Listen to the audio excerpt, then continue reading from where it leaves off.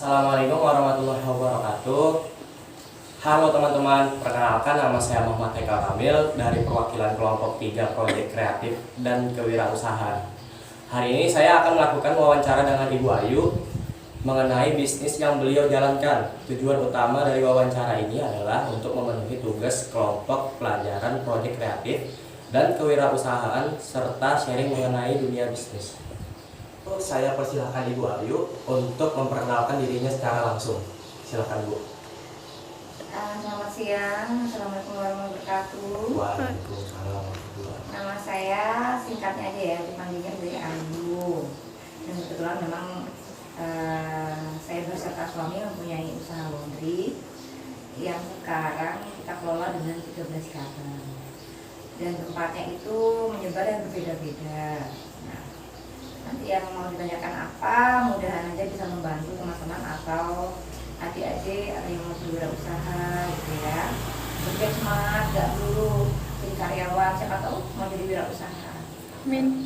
Ibu Ayu, dengan pertanyaan pertama, bagaimana Ibu Ayu mengawali bisnis laundry-nya? Silakan diceritakan sedikit Bu. Awalnya itu saya dan suami kan kerja di bank, buat salah satu bank BUMN.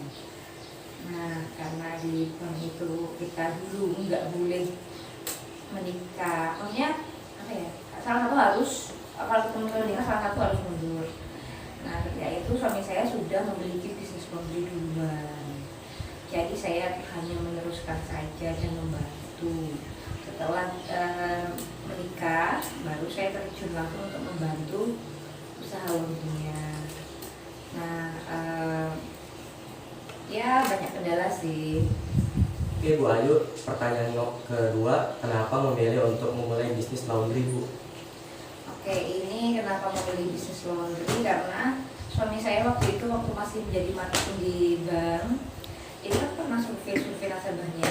Survei nasabahnya itu kebetulan dia usahanya laundry. Dilihat kok masih enak, kayaknya omsetnya kayaknya bagus, kok rame. Jadi dia tertarik dengan bisnis itu. Akhirnya beliau membukalah bisnis laundry itu gitu. Pertanyaan selanjutnya, apa motivasi Ibu Ayu dalam membangun atau menjalankan bisnis ini? Motivasinya ya ingin membuka lapangan pekerjaan sebanyak-banyaknya, ingin membantu perekonomian warga sekitar.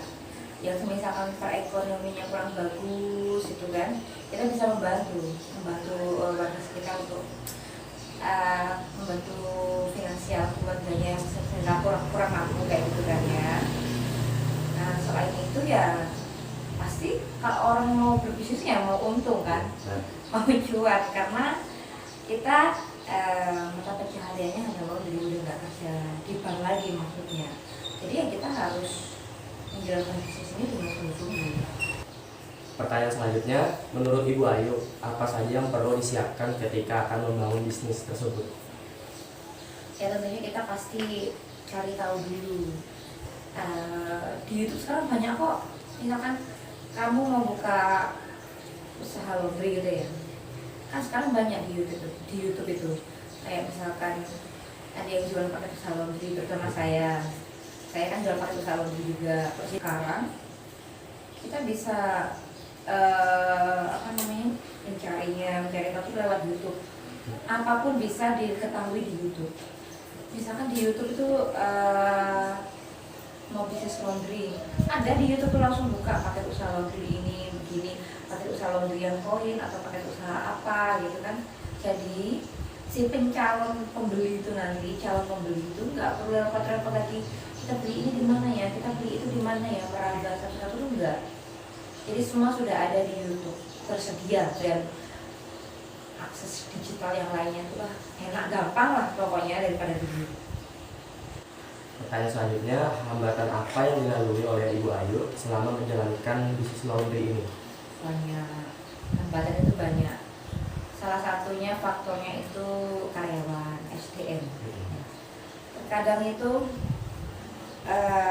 SDM itu yang kalau misalkan kita mengambil atau kita merekrut karyawan asal-asalan dan hanya asal nafas nih, dan pasti nanti takutnya acak aduk usahanya karena fondasinya dibangun dari SDM tersebut. Jadi kita kalau merekrut karyawan atau SDM kita harus melalui interview agar kedepannya kalau misalkan kerjasama dengan tim satu cabang itu, seandainya dia melakukan kesalahan atau melakukan yang di luar aturan kita itu, kita memberitahu mereka nggak bagus.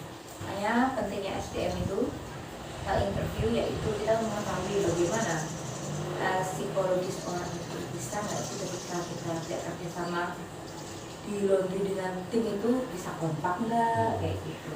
Jadi kita perlu SDM yang catatan juga. Nah, jangan dianggap kerja di laundry atau kerja di mana itu kayak aku kerja di sini sih, di laundry itu kan cuma gini-gini aja. Aku ini sekolah tinggi-tinggi tapi kok gini. Nah, padahal itu bisa buat ajang kalian untuk belajar. Pertanyaan selanjutnya, kalau boleh tahu nih Bu, apa sih Bu keuntungan yang didapatkan saat menjalankan bisnis laundry pakaian ini? Keuntungan yang seperti apa maksudnya? Yang sudah kami capai itu apa gitu kan maksudnya? Ya. Ya alhamdulillah, nggak sombong. Kan dari 13 tempat itu ya, yang udah menjadi milik sendiri, yang nggak sewa itu sekitar 9 kalau nggak salah. Jadi jangan salah, usaha laundry itu jangan bikin maksudnya nggak bisa nanti beli ini beli itu, nggak juga. Asal kita perhitungannya bener ya dan tepat. Terus kita bisa memanage keuangan dengan baik, nggak boros, ya kita bisa kok. Pertanyaan selanjutnya, kalau boleh tahu apa sih tips dan triknya dalam menjalankan bisnis? Yang pasti dan harus itu konsisten.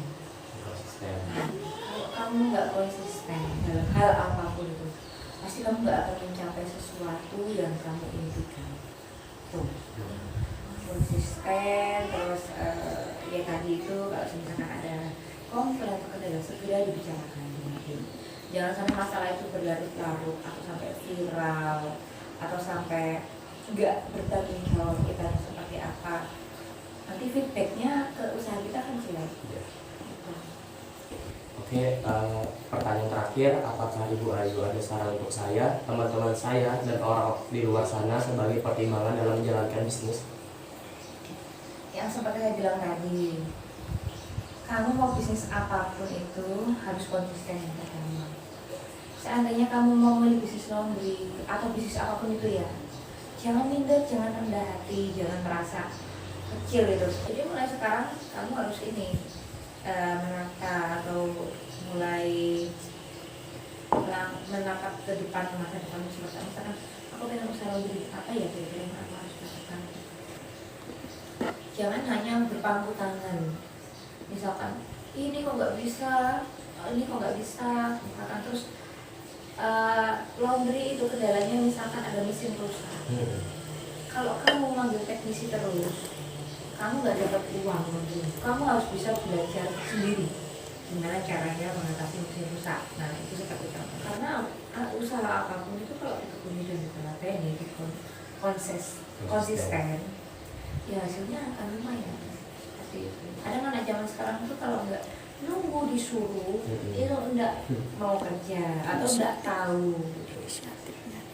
Inisiatifnya harus tinggi. Jadi itu tadi saran saya, inisiatif tinggi, karena generasi milenial ini kan sebenarnya pintar-pintar, cuma terkadang itu agak males gitu, karena udah terlena dengan kemudahan yang didapat.